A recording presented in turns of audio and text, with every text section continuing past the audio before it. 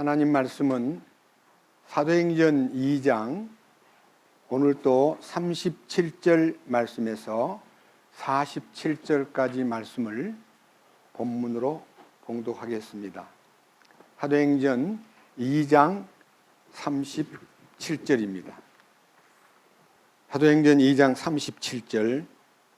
이제 그들이 이 말을 듣고 마음속으로 찔려 베드로와 나머지 사도들에게 이르되, 사람들아, 형제들아, 우리가 어찌할까 하거늘. 이에 베드로가 그들에게 이르되, 회개하고 너희 각 사람이 예수 그리스도의 이름으로 침례를 받아 죄들의 사면을 얻으라.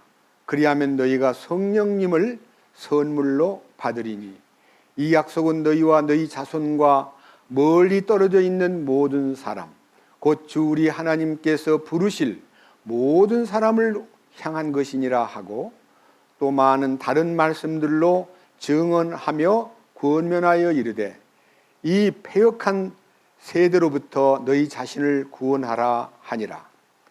그때에 그의 말을 기쁘게 받아들인 자들이 침례를 받음에 바로 그날에 3,000혼가량이 그들에게 더해지니라.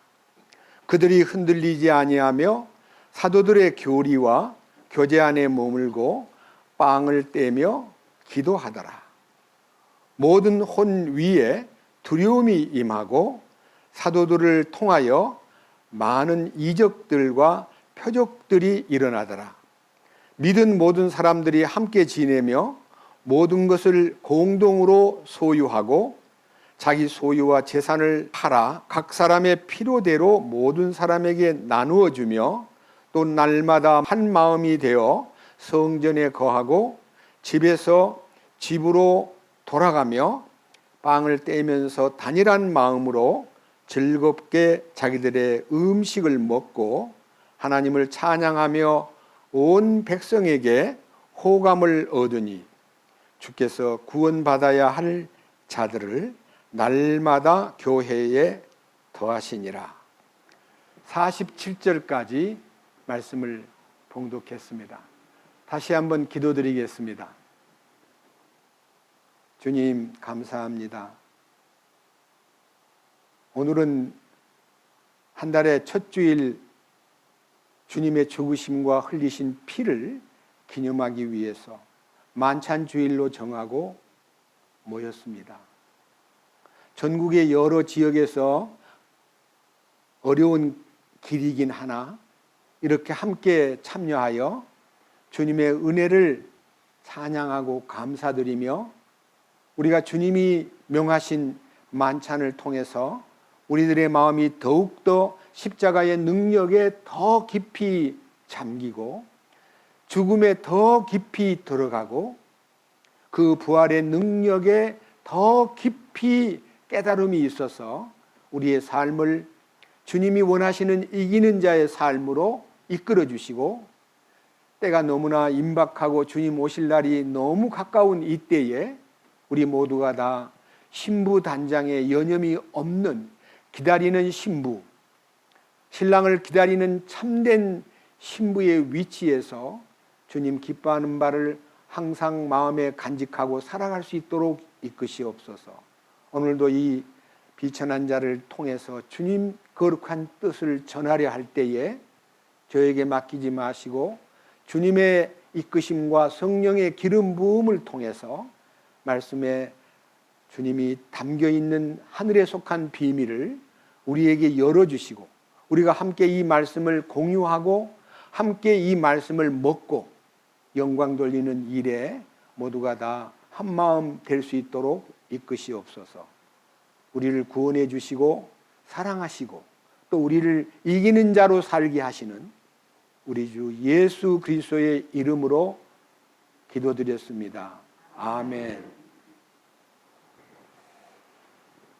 오늘 읽은 이 본문 내용은 제가 지난주 37절에서부터 41절까지는 설교를 드렸습니다.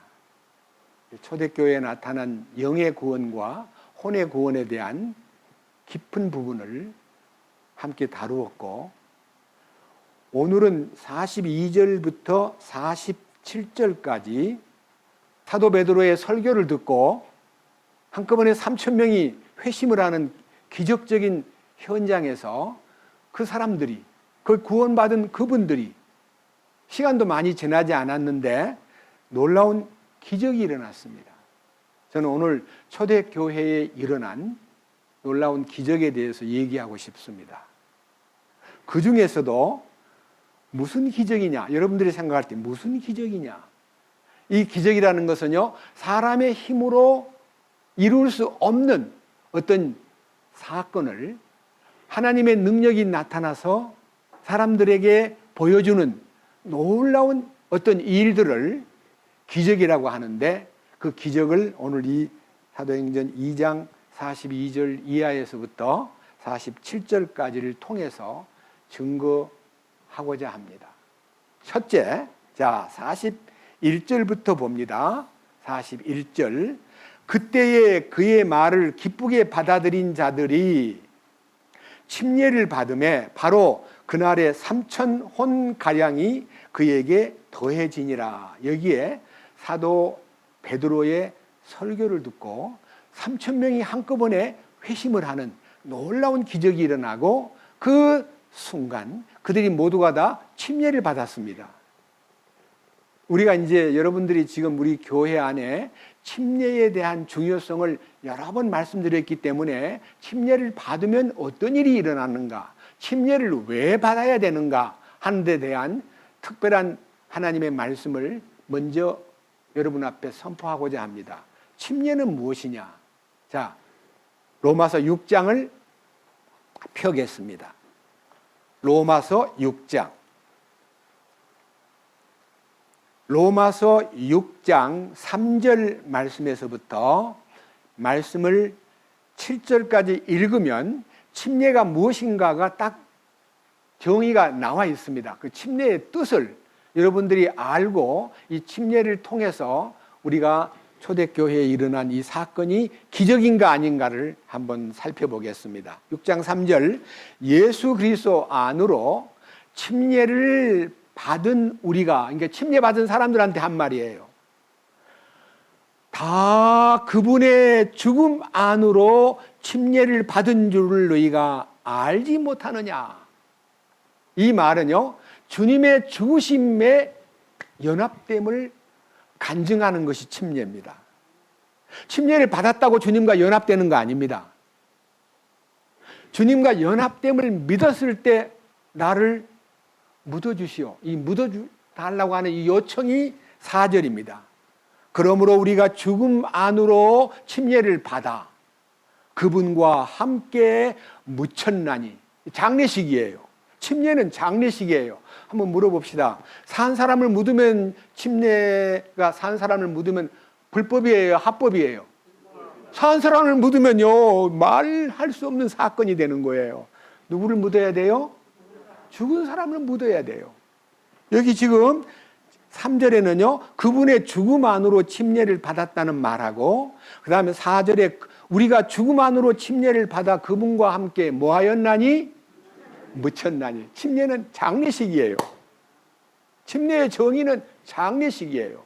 그러니까 초대교회에 베드로의 설교를 듣고 내가 예수님을 죽였구나 하는 것만 안 게 아니라 나도 그분이 돌아가실 때 같이 죽었구나, 그거를 깨달은 거예요. 이게 얼마나 놀라운 기적입니까?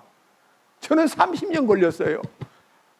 주님과 함께 죽고 묻힌 것을 30년 만에 깨달았어요. 머리로는 알고 있는데요, 죽은 게 실제가 안 되더라고요. 그래서 침례를 아주 바꿔둬요. 침례를 바꿔둬요. 늘 꺼림직해 했습니다. 난 안 죽고 묻힌 것 같아 하는 생각 때문에 부끄러움을 안고 살다가, 침례를 받은 것은 67년 봄에 침례를 받았었는데, 제사함 받고 세월이 흐르는 동안에 제가 이 죽음 안으로 들어간 경험이 없다는 것을 발견하고 2000년 7월 9일 날 나는 함께 죽었구나, 주님과 함께 죽었을 뿐만 아니라 함께 묻혔구나, 이 사실에 눈을 뜨고 난 다음에 침례를 또 받은 거 아닙니까? 그랬더니 주변에 있는 많은 믿음의 동료들이요, 저를 보고 아주 미친 사람이라고, 정신 나갔다고 이제 또 구원받았어. 막 비웃고 저를 아주 상당히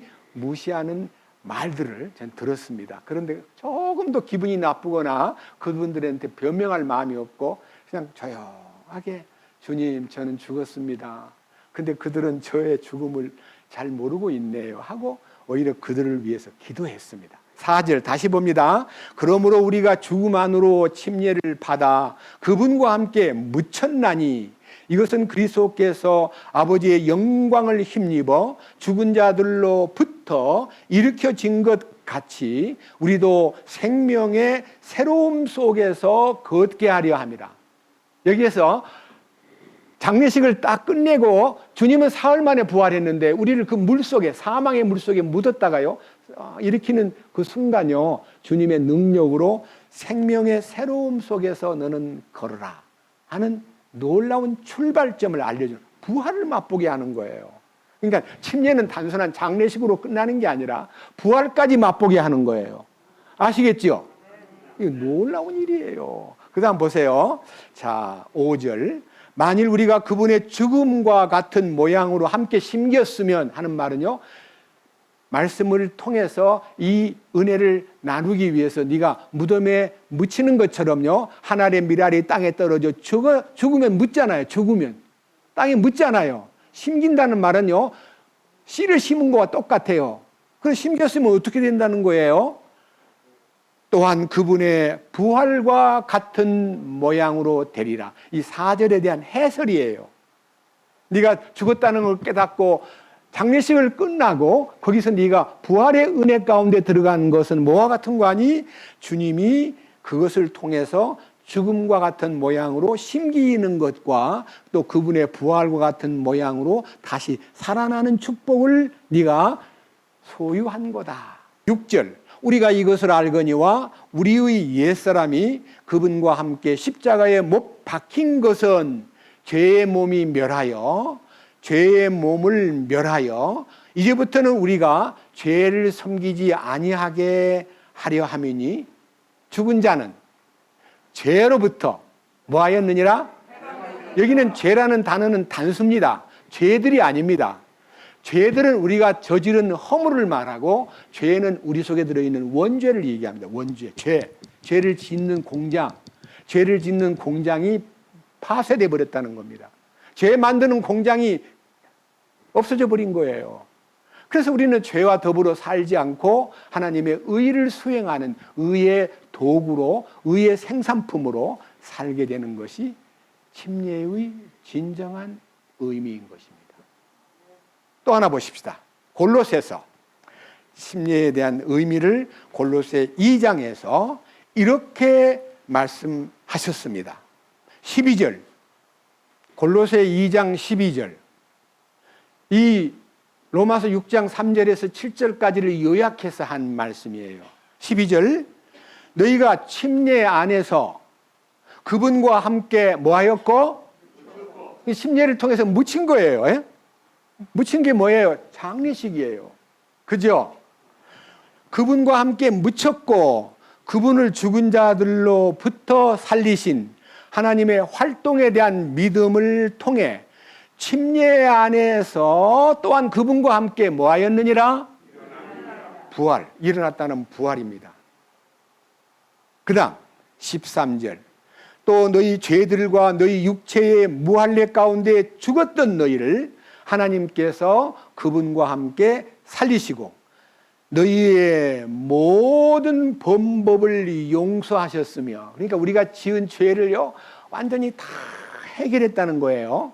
죄만 용서한 게 아니라 14절, 우리를 대적하고 우리를 반대하던 규례들을 손으로 기록한 것들을 지우시고 그것을 길에서 치우사 그분의 십자가에 못 박으셨으며, 여기에 우리를 대적하고 우리를 반대하는 규례가 뭐냐면요, 여러분 구원을 받자마자 무엇이 속에 찾아오냐 그러면요, 법이 찾아와요. 법이.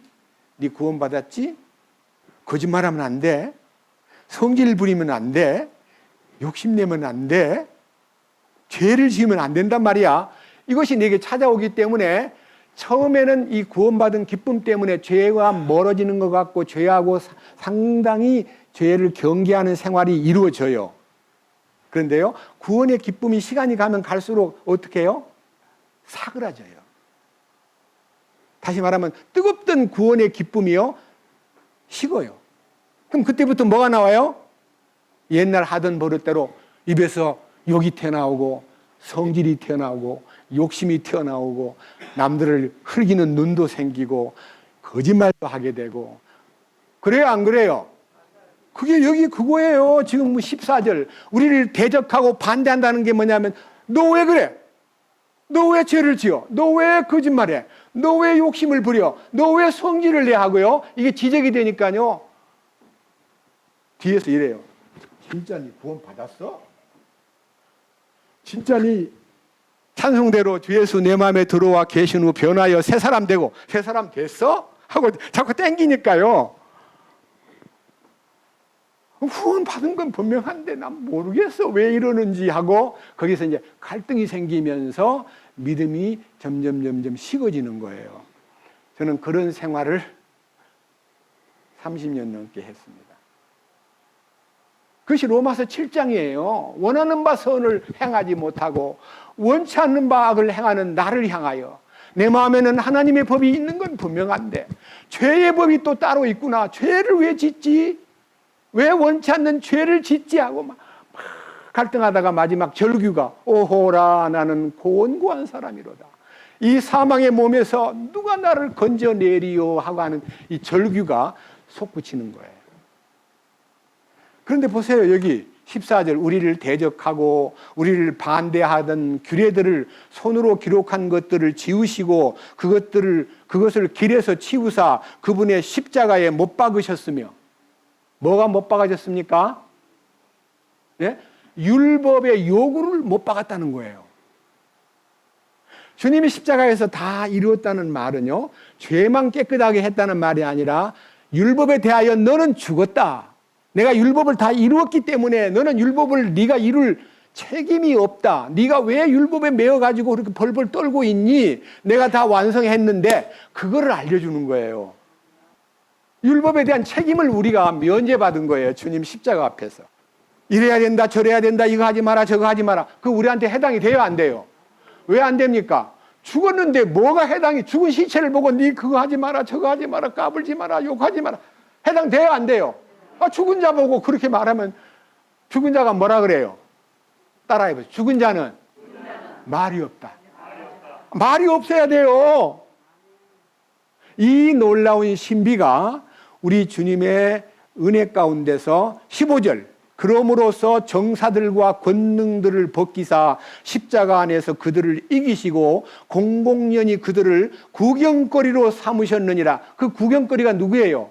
사탄이 율법을 들고 와서 우리를 꼬드기고 괴롭히고, 너 구원받았다는 애가 뭐 그 모양이니? 너 구원 아니야. 예수하고 뭐 어째? 침례받았다고 죽었어? 아니야 하고 우리를 계속 괴롭히면서 참소하던 사탄이 구경거리가 되었다는 것은요, 주님이 이기셨다는 걸 깨닫고 눈을 뜨고 보니까, 사탄 저거는 거짓말쟁이구나, 저건 참소하는구나, 너 나하고 상관없어, 꺼져 라고 말할 수 있는 사람이 되었다, 그 말입니다.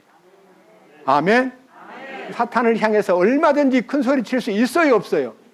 그래서 요한계시록 12장에 예수의 어린 양의 피로서 참소자인 마귀를 능히 이길 수 있다는 것을 우리에게 알려주셨습니다. 놀라운 축복 아니에요?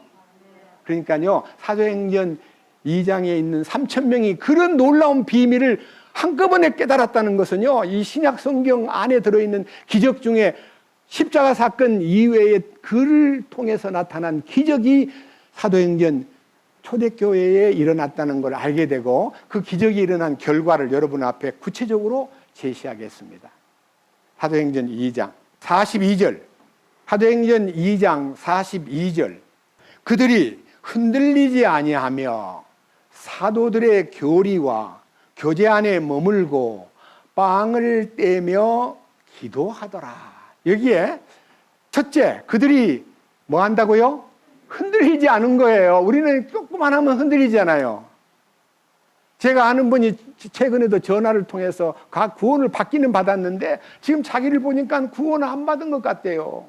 내가 이렇게 살다가 휴거가 될 수 있을까? 내가 왜 생활 가운데 이렇게 죄가 많이 나타나는데 이거 어떡할까 하고 흔들리는 그 마음을 감출 수 없는 사람들 저는 많이 만납니다. 근데 여기는 3,000명이 한꺼번에 다 구원을 받고 첫째 뭐 하다고요? 흔들리지 않았다. 왜 흔들리지 않습니까? 성령의 강력한 손 아래 들어왔기 때문에 흔들림이 없는 거예요. 성령님의 인도를 받으면 흔들릴 수가 없어요.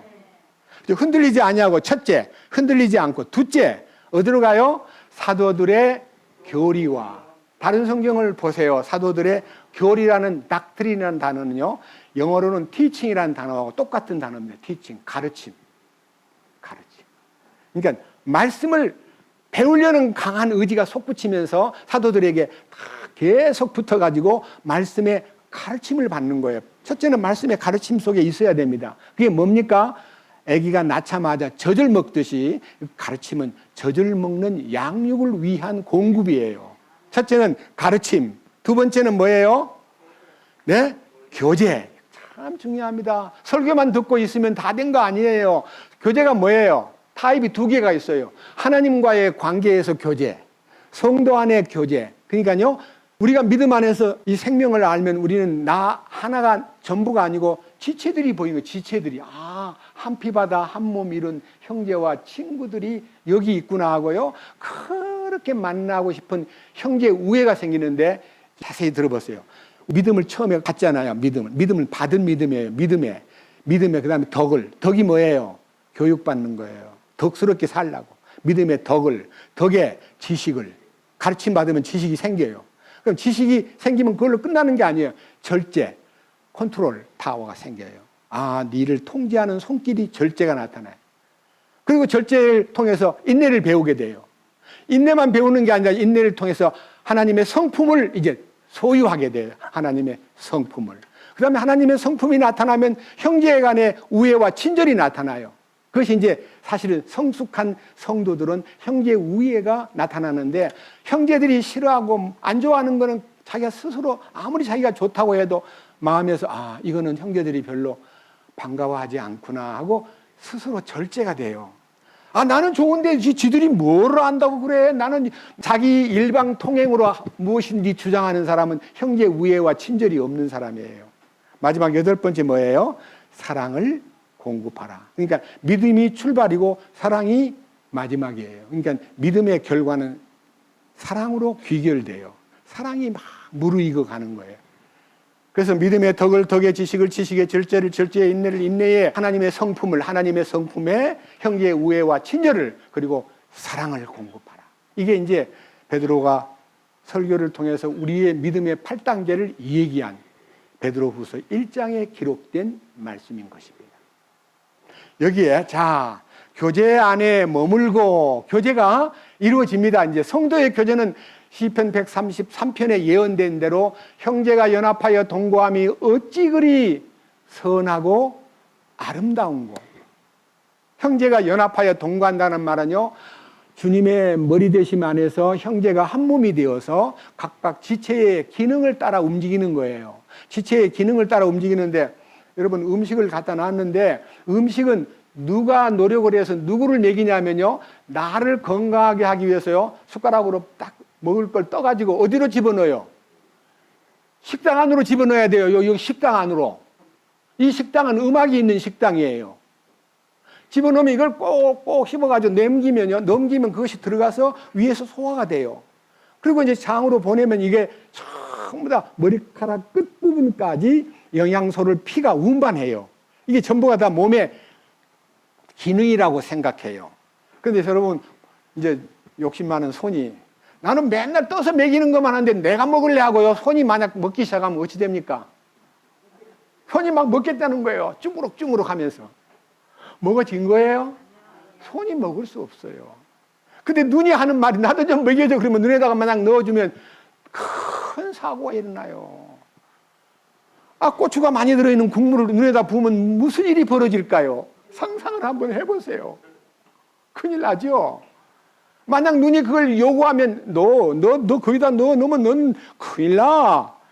입에다 넣어줘야 돼 하고 먹는 기능, 보는 기능, 듣는 기능, 냄새 맡는 기능, 느끼는 기능, 활동하는 기능, 운동 기능, 모든 사고 기능이 하나님이 주신 사지백체의 기능이 다 따로 있다는 거예요.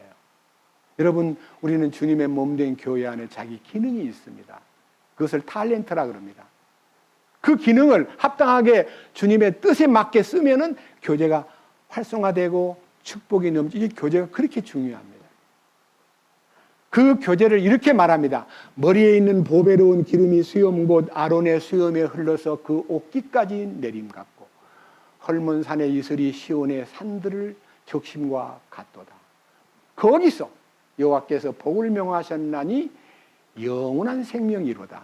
이게 오늘 여기 나타나 있는 이 47절에도 나타나 있습니다. 자, 하나님을 찬양하며 온 백성에게 호감을 얻으니 주께서 구원받아야 될 사람들을 날마다 교회에 더하시니라. 구원의 역사가 일어난다는 거예요.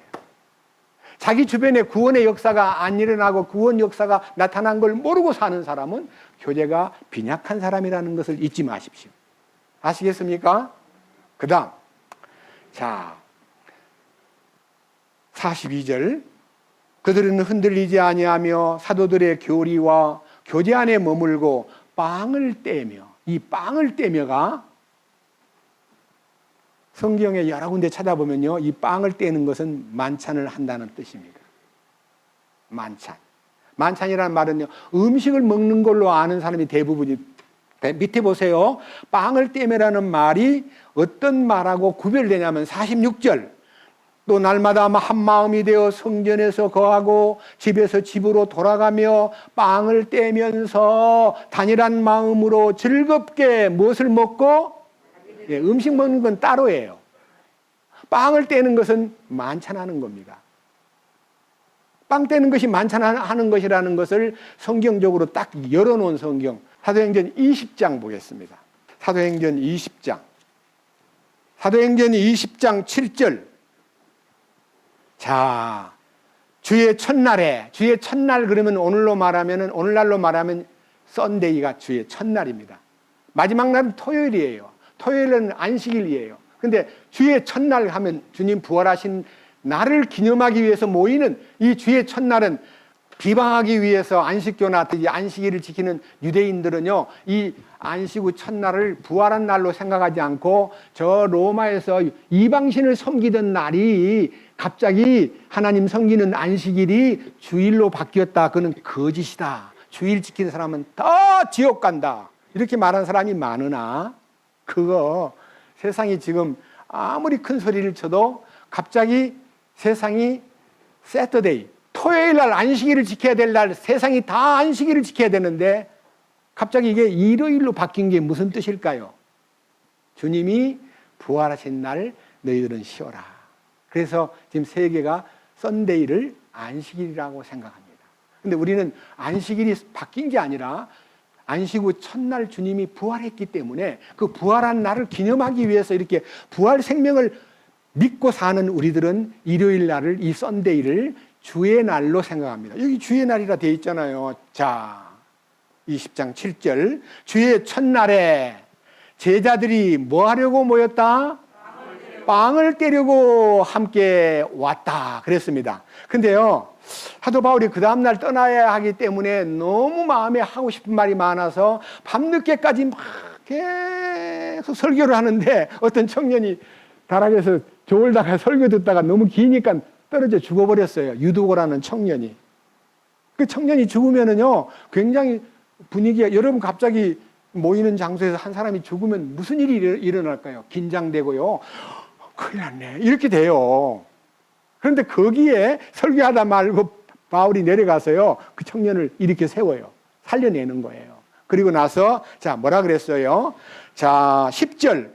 바울이 내려가서 그 위에 엎드려 그를 껴안고 이르되 그의 생명이 그 속에 있으니 근심하지 말라 하고, 그러므로 그가 다시 올라가 무엇을 하고? 빵을 떼어 먹은 게 뭐예요? 배가 고파서 밤중에 밥 먹었다 그런 뜻이 아니에요.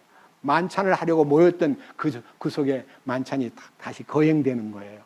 아시겠습니까? 빵을 뗀다는 말은 용어가 옛날 성경에는 떡을 뗀다고 돼 있고, 다른 성경 중에 리빙 바이블, 현대인의 생활 성경에는요, 만찬을 떼고라고 그대로 번역을 했습니다. 의역을 물론 한 거죠. 그래서 우리는요, 이 만찬 떼는 것이요, 모일 때마다 만찬을 뗐다는 거 아닙니까? 근데 우리가 그 중요한 이 만찬을 우리가 1년에 몇 번씩 하는 것이 부끄러워서요, 한 달에 한 번씩이라도 하자 해서 이제 1년에 12번을 하는 걸 원칙으로 하고, 그 다음에 이제 수양회라든지 특별 집회 때는 만찬을 나누는데, 사실은요, 이 성경을 보니까 만찬을 얼마만큼 열심히 했냐. 성경 사도행전 2장. 자, 2장요. 다시 봅니다. 46절. 또 날마다 한 마음이 되어 성전에 거하고 집에서 집으로 돌아가며 뭐 했다고요? 그 다음에 단일한 마음으로 즐겁게 자기들의 음식을 먹고, 음식 먹은 건 뒤의 일이고요. 만찬은요, 집에서 집으로, 그때는 공중 예배 장소가 없었기 때문에 상징적인 성전에는 가서 만나지만, 성전에는 많은 행사가 있기 때문에 따로 만나가지고 무슨 행사하기가 어려우니까요, 전부 다 집에서 집으로 돌아가면서 만찬을 뗐다는 거 아닙니까? 제가 이 성경을 읽으면서요, 일주일 동안 이 성경을 읽고 기도하면서 우리 교제 속에 좀 더 바꿔야 될 어떤 문제에 대해서 깊은 제가 주님 앞에 회개했습니다. 무슨 회개를 했냐? 여기 보니까요, 마음속에서 42절, 그들이 흔들리지 아니하며 사도들의 교리와 교제 안에 머물고 빵을 떼며 기도하더라. 여기는요, 첫째는 흔들림이 없고, 둘째는 사도들의 가르침 안에 머물고, 셋째는 교제 속에서 함께 교제가 활성화되고, 그 다음에 만찬을 떼면서 기도하더라. 다른 성경에는 기도에 전념하더라 그랬습니다. 기도가 뭡니까? 많은 사람이 기도를 하라 그러면 못한다 그래요. 기도 잘 못해요. 여러분, 기도가, 우리에게 알려진 기도는 전부 다 청부서예요. 청부서. 이거 해주시고 저거 해주시고 건강 주시고 돌봐주시고 형통하게 해주시고 우리 아들 합격하게 해주시고 우리 군대 간 아들 건강하게 해주시고 전부 다 뭐예요? 청구예요. 청구. 근데요, 성소의 기도는 청구의 기도일지라도 지성소에 들어가면 갑자기 분향단이 휘장이 찢어지면서 지성소로 포함이 되어버렸어요. 그때부터 기도는 무슨 기도여야 되냐면요, 하나님께 감사하고 찬양하는 기도. 내 모든 요구가 다 사라져버려요. 이거 해주시고 저거 해주시고 잘되게 해주시고 형통하게 해주시고 뭐 해주시고가 끝나버려요. 왜? 다 해준 걸 아니까. 내 모든 형편 잘하는 주님, 늘 간수해 주실 것을 나는 확실히 아네. 그러니까 할 말이 있어요, 없어요? 아무것도 염려하지 말고 너희가 감사와 기도를 통해서 네가 소용되는 바를 하나님께 알릴 뿐이고, 네 마음을 지키시는 하나님께서 네 모든 생각과 네 모든 마음을 지켜주시리라 하는 약속을 믿기 때문에 그냥 감사하고 찬양하는 것만 기도로 알면, 감사와 찬양이 어렵습니까? 문장을 쓰려고 하지 마세요. 감사하다는 말과 찬양 드리는 말은 무슨 말을 하더라도 마음에서 우러나오는 대로 그대로 주님 감사합니다. 영광을 받으시옵소서. 저는 주님 겁니다. 주님 뜻대로 하옵소서. 저는 소원이 없습니다. 주님 한 분만 제 소원입니다. 제 소원이 이루어졌는데 뭔 딴 소원을 말할 수 있사오리까? 당신은 모든 것에 모든 것이 되신 분이십니다. 내 마음에 있는 그대로를 고백하는 것이 기도인데 무슨 말을 잘해야만 기도인 줄 아세요? 아니에요. 자, 그 다음 그 일이 여기에 흔들림이 없고 가르침을 따르고 교제 안에 머물고 만찬을 하면서 기도에 전념한 결과로 무슨 일이 오느냐며 43절에 나타난 이 말이요, 굉장히 어미하고도 굉장히 경건한 말씀입니다. 모든 혼 위에 3,000명 구원받은 사람만 아니라 거기에 함께 모였던 120문도를 포함해서 많은 주님의 은혜를 받은 무리들이 혼이 한 혼이 되고 모든 혼 위에 두려움이 임하고 저는요, 이 성경을 보다가요, 성경에 이 두려움이라는 단어를 일부러 이제 사전을 찾아가지고 헬라어도 보고, 그리고 여러 번역한 성경을 보니까요, 여기에 있는 두려움이 임하고 하는 이 두려움은요, 벌벌 떠는 걸 말하는 게 아니에요. 뭐라고 되어 있냐면요, 제가 성경에서 이 두려움이 임하고라는 말을 5가지 성경에서 비교를 해보니까요, 이렇게 되어 있습니다. 자, 읽어볼게요. 오늘 여기 성경에는, 킹제임스 성경에는 모든 혼 위에 두려움이 임하고 라고 되어 있고, 제가 한 50년 넘게 보았던 개역 성경에는 사람마다 두려워하는데 라고만 되어 있어요. 사람마다 두려워하는데. 그 다음에 회복력에서는 모든 사람에게 경외하는 마음이 생겼으며, 경외한다는 말은요, 공경한다는 뜻이에요. 그 다음에 공동번역에는, 천주교하고 같이 번역한 신교 번역을 공동으로 한 공동번역에는요, 사람들은 모두 하나님을 두려워하게 되었다라고 기록이 되어 있어요.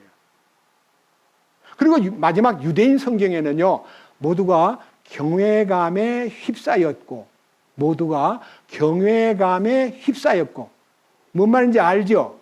자, 그래서요, 경외하는 말이, 두려워한다는 말이 여기 헬라어로는요, 제가 여기서 조사를 해보니까 포보스라는 단어인데, 포보스, 두려워한다는, 두려움이라는 명사가, 이 두려움이라는 단어가 성경에 쓰여진 곳에 이런 뜻이구나 하고 쉽게 캐치할 수 있는 성경을요, 몇 개 여러분 앞에 지금 오늘 읽었던 모든 혼 위에 두려움이 임하고란 말은요, 혼이요 굉장히 성질도 급하고 잘난 체하고 나서기 좋아하고 앞장서기 좋아하고 절제하는 힘이 없고 아주 그냥 굉장히 급하고 하는 이 혼이 두려움에 장악이 된 거예요.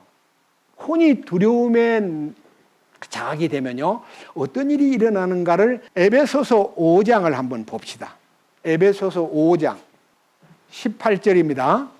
술 취하지 말라. 거기에는 과도함이 있나니 오직 성령으로 충만하라. 19절 시와 찬송가와 영적 노래로 너희 자신에게 말하며 너희 마음속에서 주께 노래하고 선율을 만들며 모든 일로 인해 우리 주 예수 그리스도의 이름으로 항상 하나님 곧 아버지께 감사하고 하나님을 두려워하는 가운데 서로에게 복종하라. 하나님 두려워하는 게 뭘까요?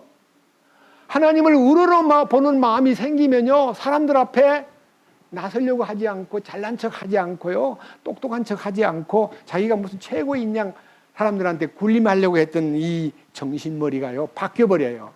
낮아지고 겸손하고 하나님을 두려워하는 가운데 뭐에게 복종해요? 서로에게 복종한다는 말은요, 잘난 체 안 하고 자기가 아랫자리로 내려가는 거예요. 복종은 누가 하냐면 노예가 하는 거예요. 복종이 뭐예요?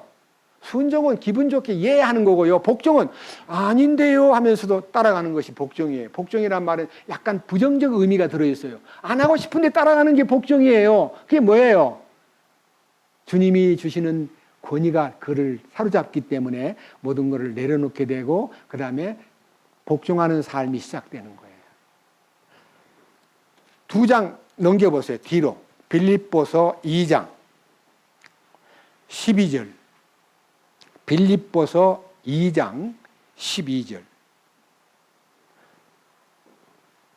그러므로 나의 사랑하는 자들아, 너희가 항상 순종한 것 같이 내가 있을 때뿐 아니라 지금 내가 없을 때에도 더욱더 순종하여 두려움과 떨림으로 너희 자신의 구원을 일하여 드러내라.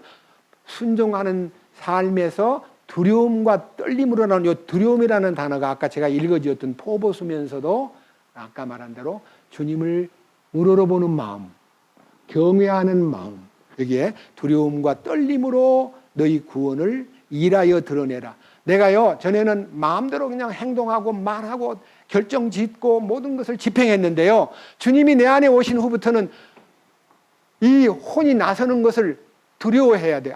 이건 나는 나서면 안 돼. 난 죽었잖아. 나는 나 자신을 통제하는 것을 주님이 원하셔 하고 통제하는 기능이 나타나면서 좀 기다려봐 하면 그 기다리는 시간이 두려움과 떨림으로 기다리는데 그 다음 기다리는 순간에 주님이 딱 나타나는 거예요. 13절 뭐라 그랬어요? 자, 너희 안에서 일하사 자기가 참으로 기뻐하는 것을 원하게도 하시고 행하게도 하시는 분은 누구시니라? 여기에 하시는 하는 말은 피동형입니다. 내가 하는 게 아니고 하게 하는, 주님이 말할 때까지, 주님이 지시를 내릴 때까지, 주님이 명령할 때까지 기다려라. 그것이 두려움과 떨림이에요. 아시겠죠?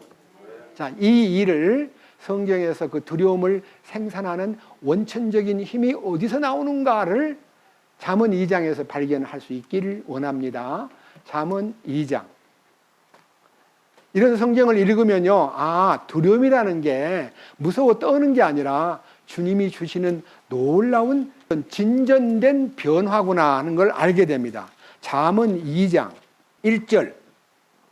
내 아들아, 네가 만일 내 말들을 받으며 내 명령들을 네게 감추어 두기를 원하여 내 귀를 지혜에 기울이고 네 마음을 명철에 쏟으며 참으로 지식을 따라가며 외치고 명철을 얻으려고 내 목소리를 높이며 은을 구하는 것 같이 그것을 구하고 감추인 보화를 찾는 것 같이 그것을 찾으면, 잘 들어보세요. 5절. 그때에 두려워하는 것을 깨닫고 하나님 아는 것을 발견하리니. 여러분, 말씀을 가까이 하고요, 말씀을 마음에다 자꾸 묵상하고 이 말씀을 은을 구하는 심정으로 보화를 찾는, 감추인 보화를 찾는 마음으로 말씀을 계속 추구하면, 첫째, 주님을 두려워하는 것을 깨닫게 되고 하나님 아는 것을 발견하게 된다.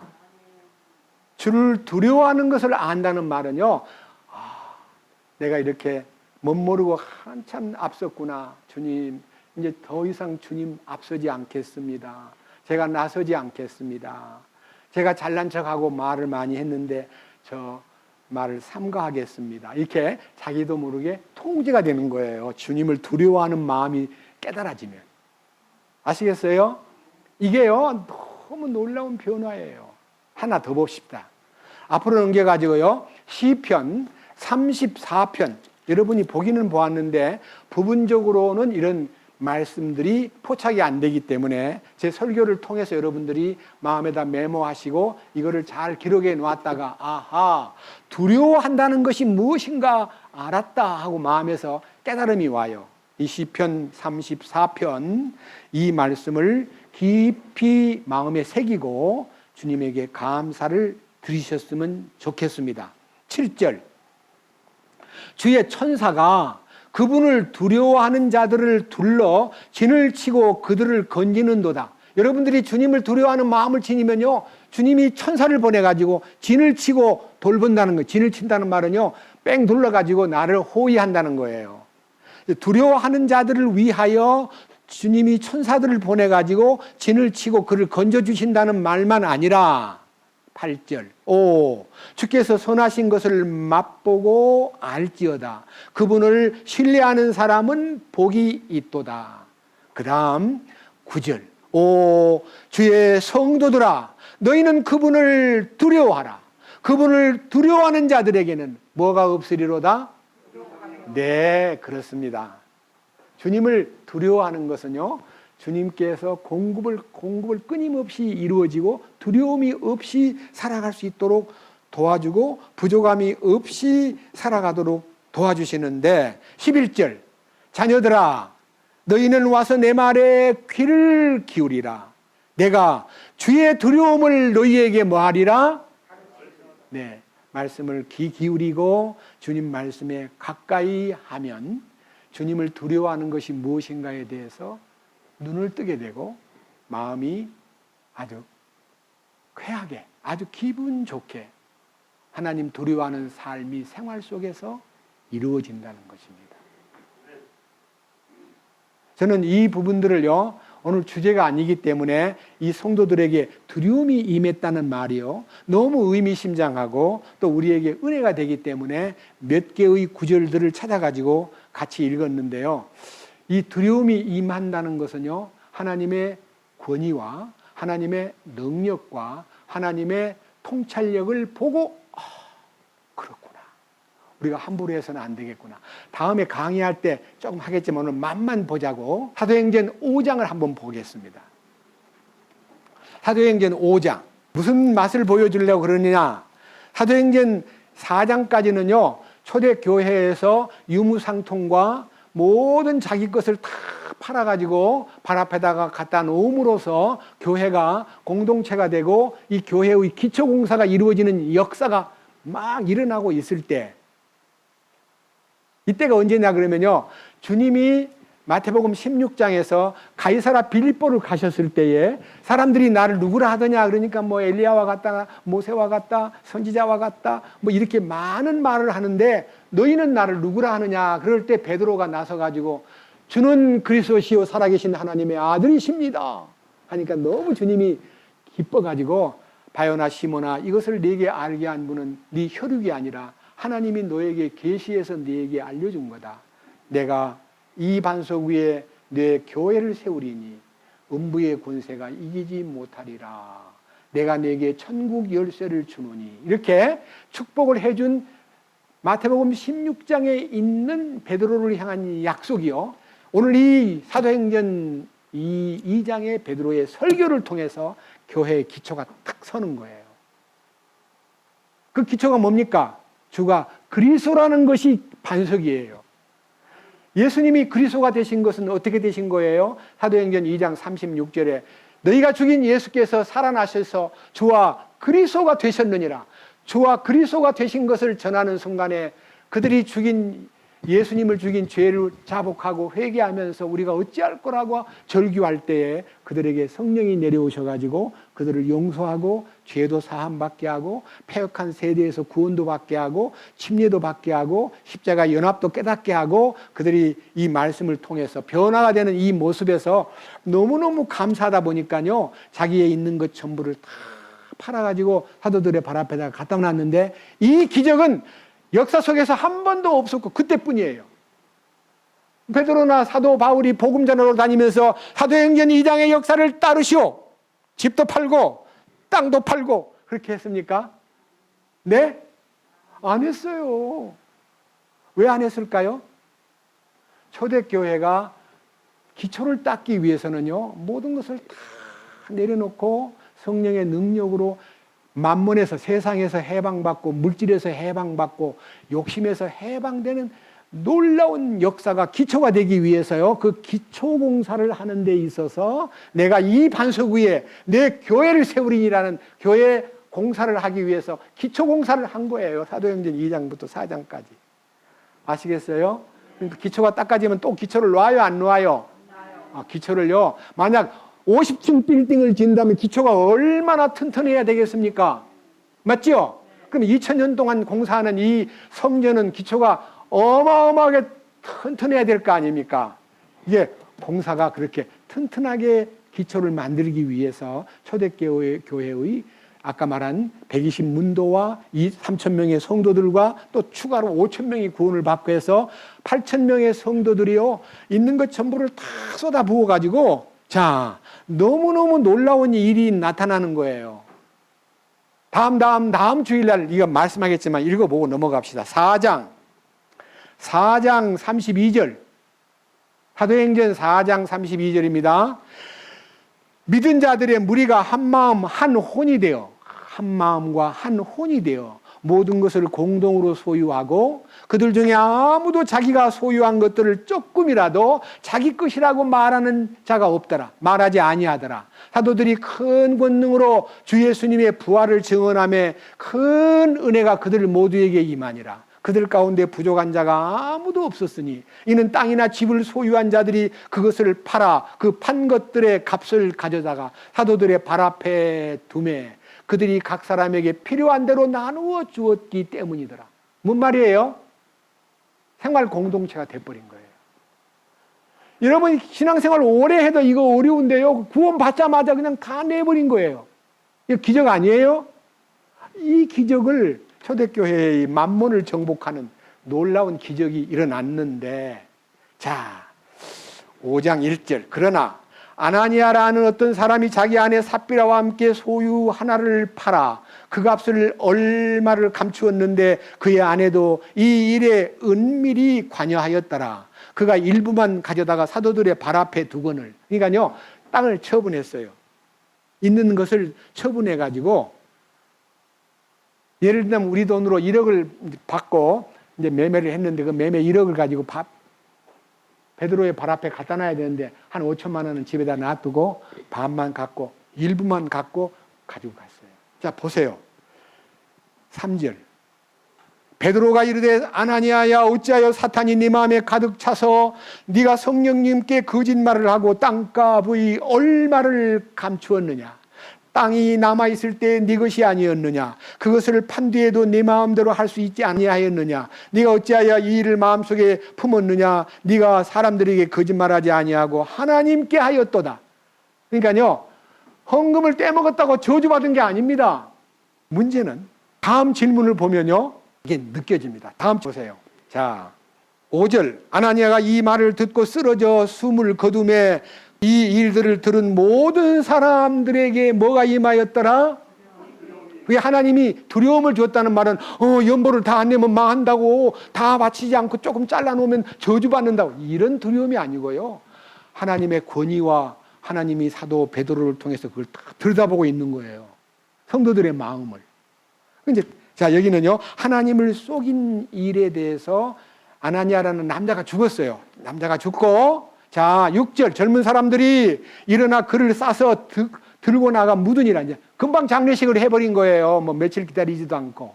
자, 그런데 3시간쯤 지난 뒤에, 7절. 3시간쯤 지난 뒤에 그의 아내가 이루어진 일을 알지 못하고 들어오매 베드로가 그녀에게 응답하여 이르되 내게 말하라. 너희가 땅을 그 값에 팔았느냐 하니 그녀가 이르되 예, 그 값입니다.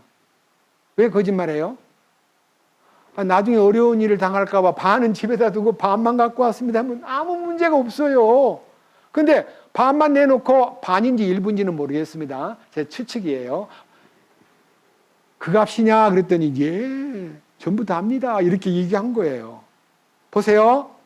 9절. 이에 베드로가 그녀에게 이르되 어찌 너희가 서로 합의하여 주의 영을 시험하려 하였느냐. 보라, 네 남편을 묻은 사람들의 발이 문 앞에 이르렀은즉 또한 너를 메고 나가리라 하니 이에 즉시 그녀가 그의 발 앞에 쓰러져 숨을 거두니라. 젊은 사람들이 들어와 그녀가 죽은 것을 보고 그녀를 들고 나가서 그녀의 남편 곁에 묻으니 온 교회와 이 일들을 들은 모든 사람들에게 뭐가 임하니라? 이 큰 두려움이라는 게 바로 하나님의 권위와 하나님의 전능하심과 하나님의 통촉하심과 모든 것을 다 보고 계신다는 것에 대한 두려움이 딱 찾아온 거예요. 이 두려움이라는 것이 바로 교회를 풍성케 하는 겁니다. 아, 정말 잘못은 티끌도 용서하지 않는구나.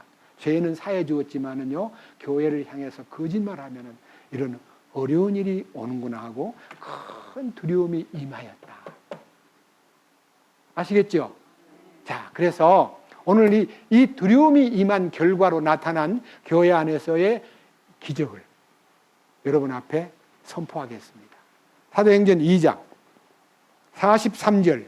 모든 혼 위에 두려움이 임하고 사도들을 통하여 많은 이적들과 표적들이 일어나더라. 믿은 모든 사람들이 함께 지내며 모든 것을 공동으로 소유하고 자기 소유와 재산을 팔아 각 사람의 필요대로 모든 사람에게 나누어 주며, 아까 4장에서 읽었던 내용이요, 전반에는 3,000명이 일어났고요, 후반에는 5,000명이 뒤따라서 또 이 축복이 뒤따르는 거예요. 근데 그 중에 아나니아와 삽비라가 서툴게 욕심을 부리고 거짓말하다가 갑자기 죽었습니다. 이런 일들은요, 굉장히 큰 의미가 있습니다. 그 다음 보세요. 이제 여기 46절부터 47절까지가요, 오늘의 주제입니다. 제가요, 이 제목을 오늘 뭐라고 달았냐면요, 만몬에서 해방된 초대교회의 성도들에 대해서 제목을 걸었어요. 만몬. 만몬이란 말이 물질이거든요. 물질의 신, 세상 신. 그러니까 우리는 물질을 하나님보다 더 섬기고 좋아했잖아요. 돈이 있으면 안 되는 게 없으니까. 그잖아요. 지금 세상에 돌아다니는 이 이상한 속담도 아닌 속담도요, 유전무죄, 무전유죄. 뭔 말인지 아세요? 돈이 많으면 죄도 없애고요. 죄 없는 것이 하나님이 없애는데요, 돈이 많으면 죄를 지어도 죄 없는 사람처럼 취급을 받고요, 돈이 없으면 죄 없는 사람도 죄인이 된다는 거예요. 그게 어디 있으면 사법기관에서도 그렇게 하는 거예요. 변호사를, 비싼 변호사를 사면요, 사람을 죽인 살인자도요, 무죄로 풀리는 경우가 세상에 너무 많습니다. 근데 우리 주님은요, 돈이 있고 없고가 아니라 주님의 권위와 그분의 통찰력과 그분의 그 놀라우신 하나님의 그 시선 앞에 우리는 떨 수밖에 없는 거예요. 그 속에서 일어난 일이요. 첫째, 44절부터 믿은 모든 사람들이 함께 지내며 모든 것을 공동으로 소유하고 자기 소유와 재산을 팔아 각 사람의 필요대로 모든 사람에게 나누어 주며, 그러니까요, 갑자기 이 만문이 막 정복이 되면서 공동체를 이루고 그것이 바로 교회의 기초공사를 위해서 그들이 모두가 다 자기를 포기한 거예요. 이 기적 아니에요? 예? 하나라도 여기 빠져가지고 아나니아와 삽비라 같은 사람이 생기긴 했지만요, 어느 누구도 반항하지 않고 반대 의견을 내지 않고 다 한 마음이 됐어요. 그리고 나서 46절 7가지가 있는데요, 이거를 짚어보고 오늘 설교를 마치겠습니다. 첫째, 46절 또 날마다 한 마음이 돼요. 이렇게 많은 사람들이 한 마음 되기가 어렵잖아요. 여러분, 이렇게 작은 무리가 모였어도 얘기하다 보면 한 마음이 돼요, 안 돼요? 안 되는 수가 많아요. 10명이 모여도 한 마음 되기가 어려울 때가 많아요. 그래요, 안 그래요? 그런데 지금 몇 명이에요?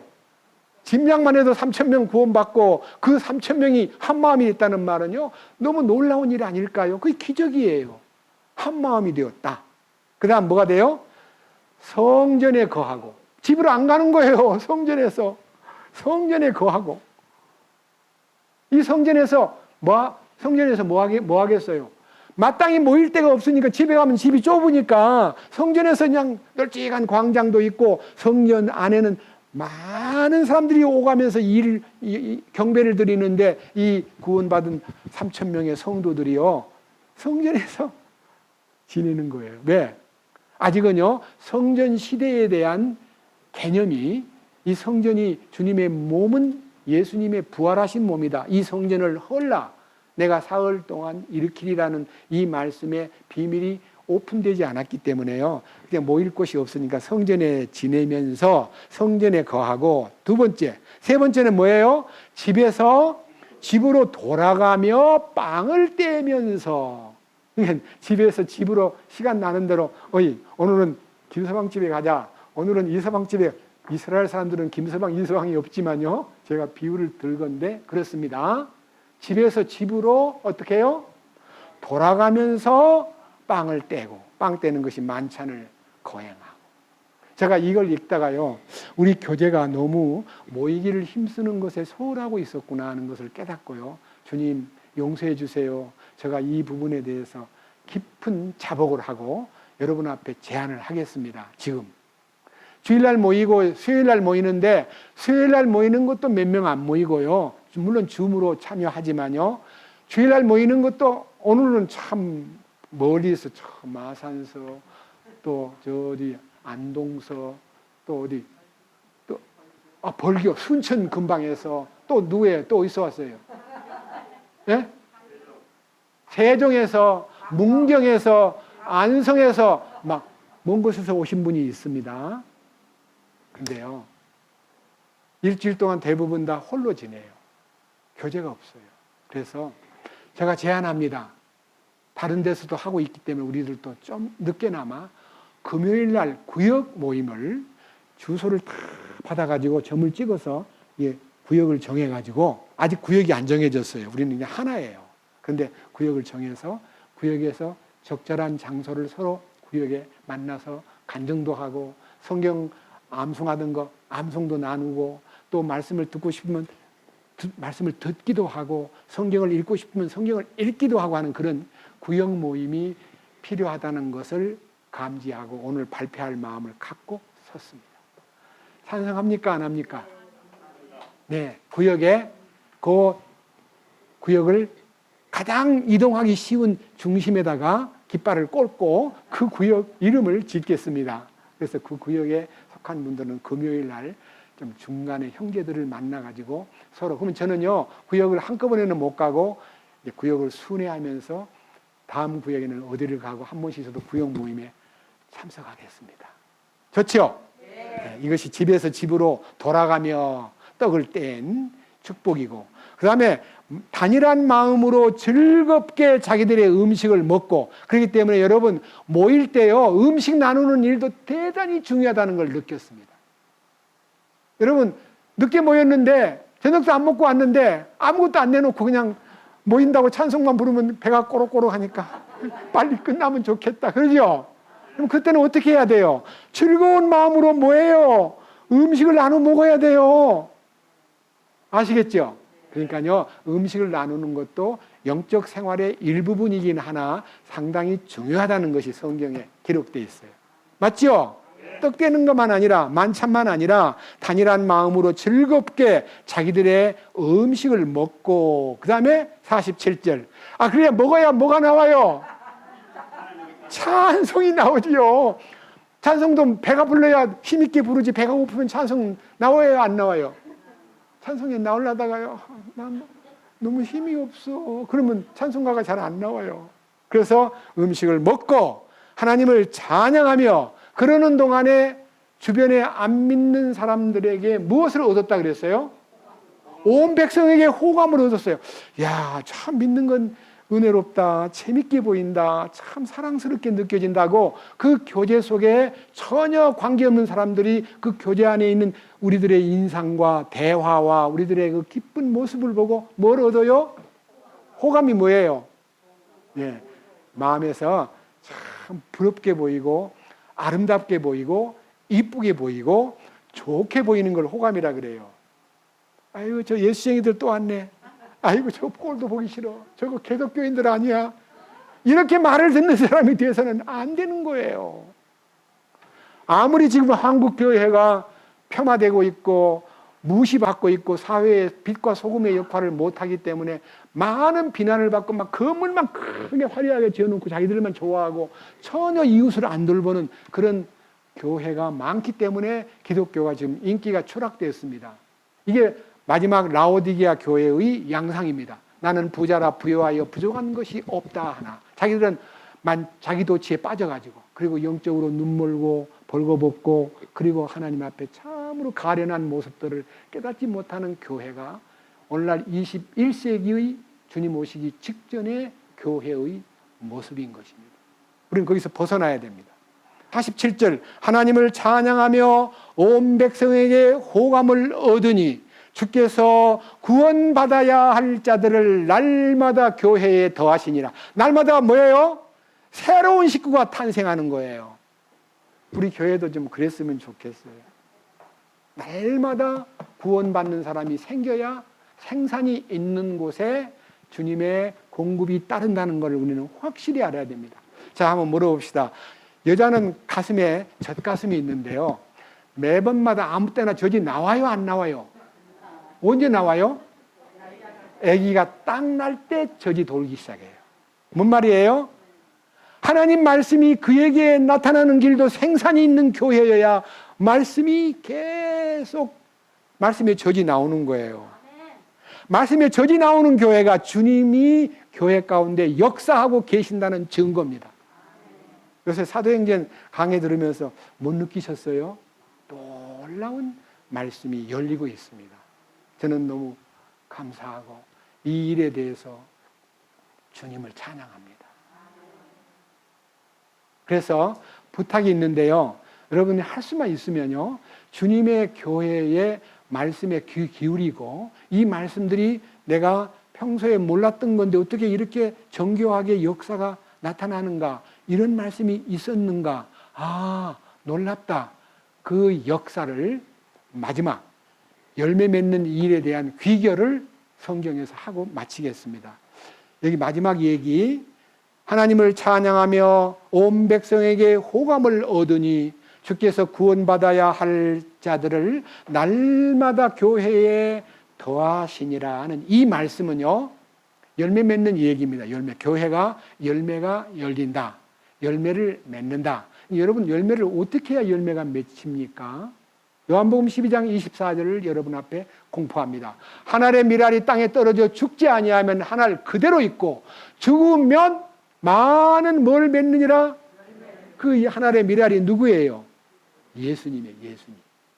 예수님이 죽고 부활하심으로써 이렇게 많은 생명의 열매를 2000년 동안 계속 열매를 맺고 계십니다.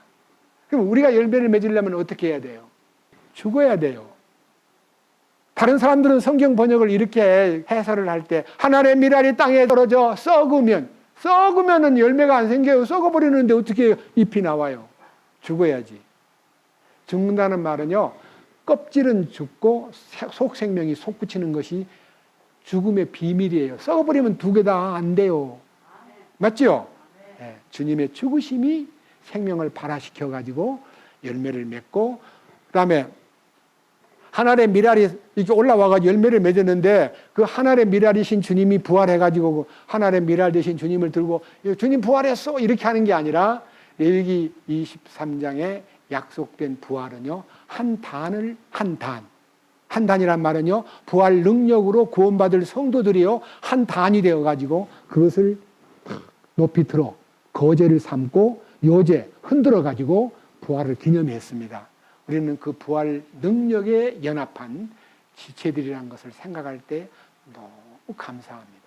열매를 맺기 위해서 이 열매 맺는 역사를 여러분과 저가 함께 나누기 위해서 골로새 1장을 보겠습니다. 어떻게 열매를 맺는가?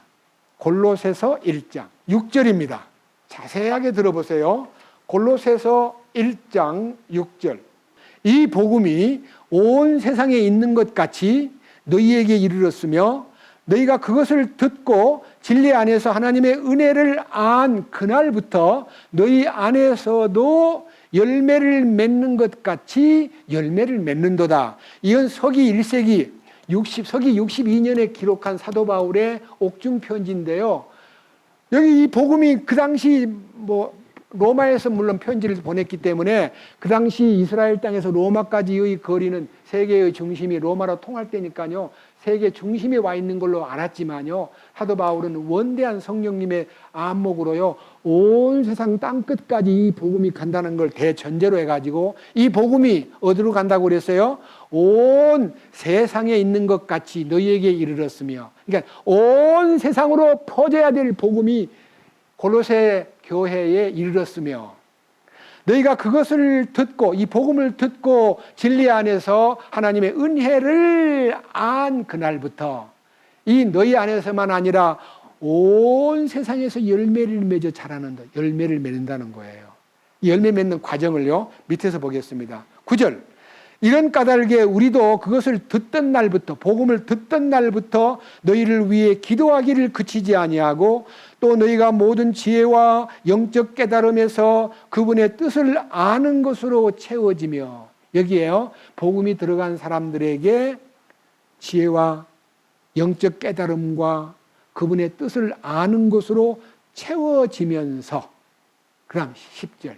주께 합당하게 걸어. 주님에게 합당하게 건다는 말은요, 주님의 뜻에 맞는 삶을 삶으로 모든 일에서 그분을 기쁘게 하고, 그러니까요, 나를 기쁘게 하는 생활을 끝내고 주님을 기쁘시게 하는 이 일에다가 우리 초점을 맞추고 우리의 목표를 삼았을 때에 모든 선한 일에서 열매를 맺으며, 그러니까요, 열매가 자꾸 나타나는 거예요. 여러분, 모든 선한 일 중에 가장 선한 일이 뭡니까?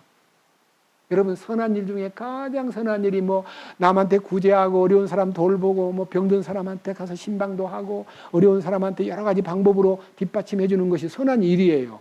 근데 성경에 보면요, 선한 일은 딱 진정한 선한 일.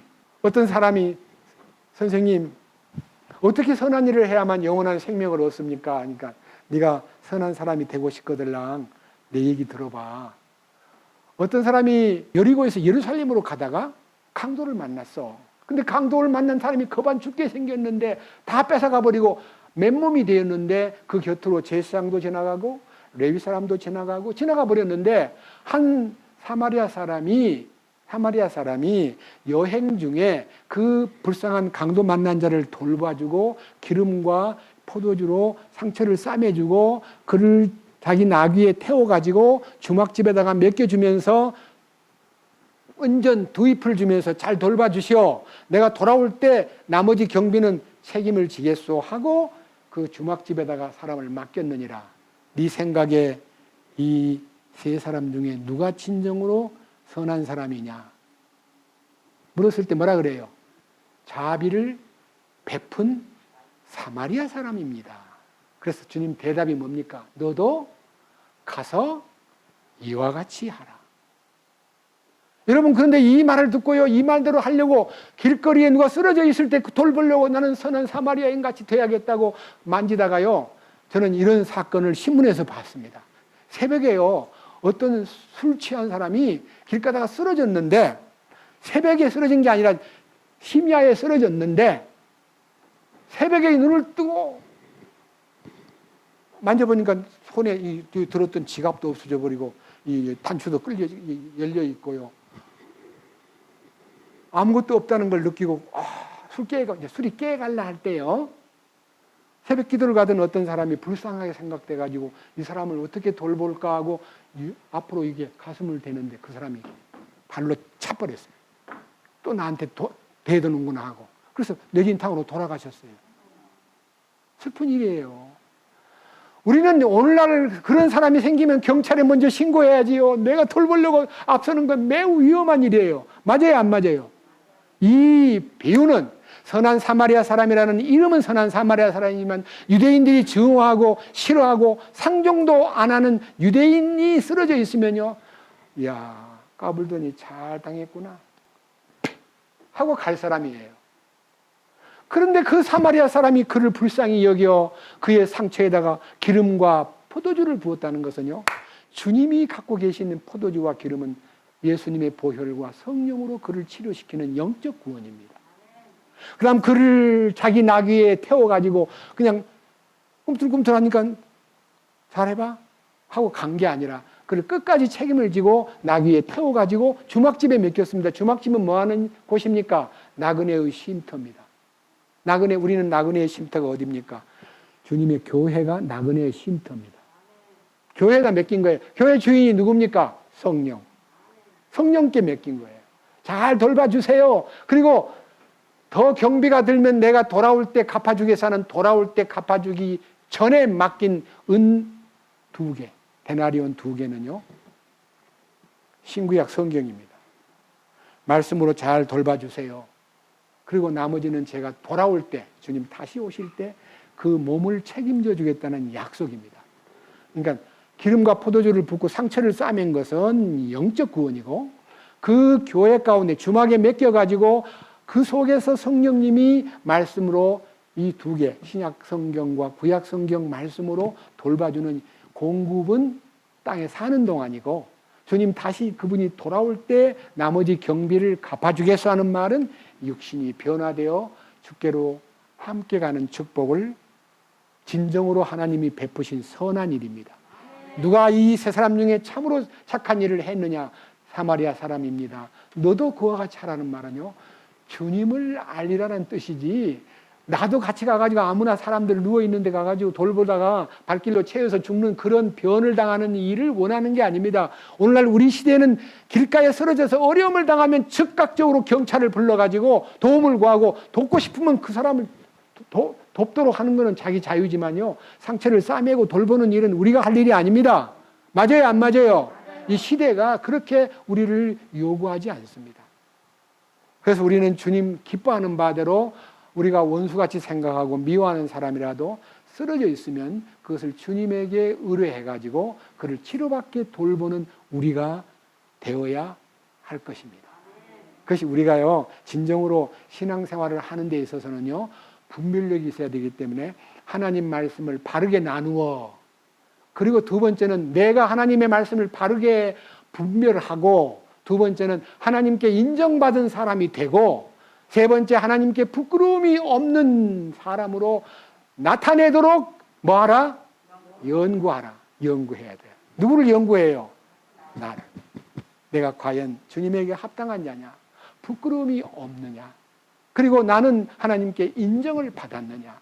말씀을 제대로 분별하고 사느냐, 이런 기본적인 디모데후서 2장 15절 말씀을요 우리가 간직하고 살라고 우리 교재 가운데 첫 번째 암송 구절로 디모데후서 2장 15절을 주었고, 두 번째는 디모데후서 3장 15절로 17절까지의 말씀을 통해서 우리가 어떻게 하나님이 기뻐하는 삶을 완전하게 선한 일에 쓰임을 받을 수 있는가를 우리가 말씀을 통해서 선포했고, 그것을 우리 가슴에 지니고 사는 것이 우리의 영적 경영이라는 것을 잊지 마시기를 주님의 이름으로 축원합니다. 기도합시다. 주님 감사합니다.